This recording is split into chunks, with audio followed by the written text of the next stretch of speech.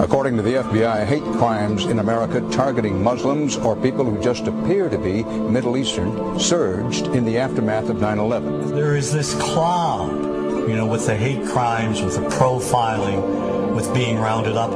Again, I think this illustrates the power of film, that in spite of the reality, in spite of the material that we know to be true, we still embrace the mythology.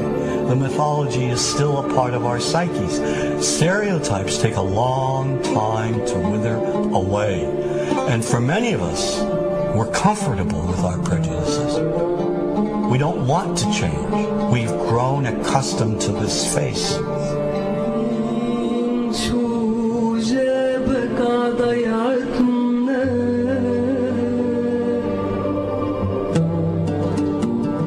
When we think of Arabs, what do we see? What images come to mind? Do we see actual people? People who, despite real cultural or geographical differences, do pretty much the same things that we do. When we think of Arab women, what images come to mind? Do we see women who laugh and play and who adore their children? Women who work in the home as well as outside? Would it come as a surprise to know that in many Arab countries, a majority of college students are actually women? What's our immediate image of Arab men? Do we see loving fathers? Men who want to provide for their families? What about Arab teenagers? Do we see them the way you would think about teenagers in other parts of the world? Then there's religion in the Arab world. Do we see it as all-encompassing, dominating everything else? Do we know that even though faith plays a huge role in the Arab world, just as it does here in the United States, that it's also true that much of the Arab world is quite secular? When we think of Arabs and religion, does Christianity come to mind?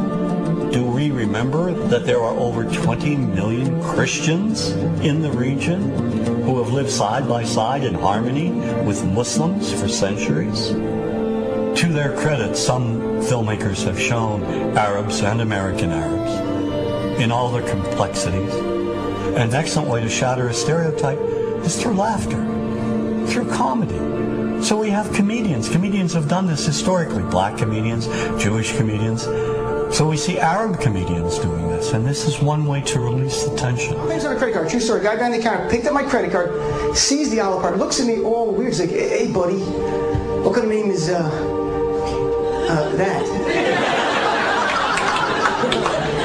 I'm like, well, sir, it's an Arabic name. He goes, what does this mean? So I'm like, well, translate it to English. It means peaceful, friendly Arab. But he's not happy because, what Arab country is your family from? So I tried the most peaceful, popular one that he would like. So I'm like, we're from the same Arab country that Aladdin is from. To his credit, Michael Moore in Fahrenheit 9/11 in the DVD includes a scene with this comedy coming out. My name really is Ahmed, and I can't fly anywhere. All you white people have it easy. You guys get to the airport like an hour, 2 hours before your flight. It takes me a month and a half.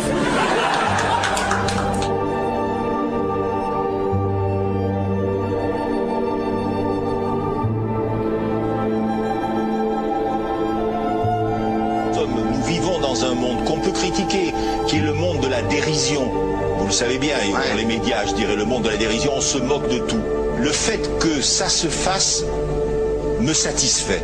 Parce que ça veut dire que nous avons, qu'on est libre, peu à peu... Il faut qu'on soit beaucoup plus sage que ça, qu'on rentre pas dans ces provocations. Et c'est pour ça que... C'est l'autocensure, ça, Jamel. Tu comprends ce que je veux dire? Si on commence à pas faire de dessin pour pas choquer les musulmans... Non, c'est-à-dire que pour moi... C'est de l'autocensure. C'est la fin de la liberté d'expression. Pour moi, la liberté d'expression, la liberté d'expression et le respect font partie, sont mariés ensemble. Moi, je suis pour la liberté d'expression. Mais si je vais blesser une personne, pourquoi blesser la personne? Non, mais si moi j'ai envie de faire une caricature sur Mahomet ou sur un rabbin ou sur Jésus-Christ, il faut que j'ai le droit de le faire. Tu comprends? C'est ça la France. Quand tu sais que tu vas blesser 10 millions de personnes, pourquoi tu vas les blesser? Pourquoi? C'est la liberté, c'est ça. C'est la liberté de...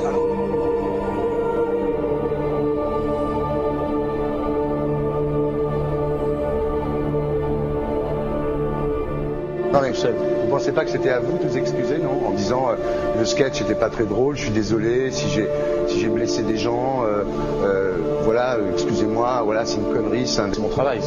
Mais vous ne referiez pas le même sketch quand même? Mais le spectacle que je fais reprend en grande partie les lignes de ce sketch. Mais il y a un truc que je ne comprends pas sur cette affaire, c'est qu'à aucun moment vous avez senti le besoin de vous excuser et que vous en avez rajouté. C'est tellement surprenant, c'est tellement inadmissible que j'en suis choqué. Voilà. Dans un pays où on peut parler, on peut s'exprimer. Et là, pourquoi tout d'un coup, sur un sujet, on ne pourrait pas s'exprimer? Vous savez bien pourquoi on ne peut pas s'exprimer. Pourquoi? Parce que dans ce pays, on a envoyé pendant la guerre des juifs dans des chambres à gaz et que ça crée un petit problème quand même. Vous voyez ce que je veux dire? Dans ce pays, on a envoyé pendant 400 ans des centaines de millions de Noirs, il y a eu 400 ans d'esclavage, et pourtant ça n'a pas empêché Michel Leb de faire un sketch qui m'a fait marrer, où il faisait un Noir, et à la fin il faisait un singe, et en parlant des narines, en parlant des lunettes. En tout cas, lui, il n'a pas été interdit d'exercer son travail, il a même eu la Légion d'honneur. Quelqu'un qui a toute sa famille qui a été exterminée dans un camp de concentration et qui voit quelqu'un à la télé qui dit Israël, vous vous rendez compte? Je ne sais pas. Mais on peut pas. Il y a des moments où même si on connaît les gens, même si on les a invités, on leur... Et c'est pour ça que... C'est l'autocensure, ça, Jamel. Je comprends ce que je veux dire. Si on commence à pas faire de dessin pour pas choquer les musulmans, non, si on fait... Pour moi, c'est de l'autocensure. C'est la liberté d'expression. Pour moi, la liberté. Et là, pourquoi tout d'un coup, sur un sujet, on ne pourrait pas s'exprimer? Vous savez bien pourquoi on ne peut pas s'exprimer.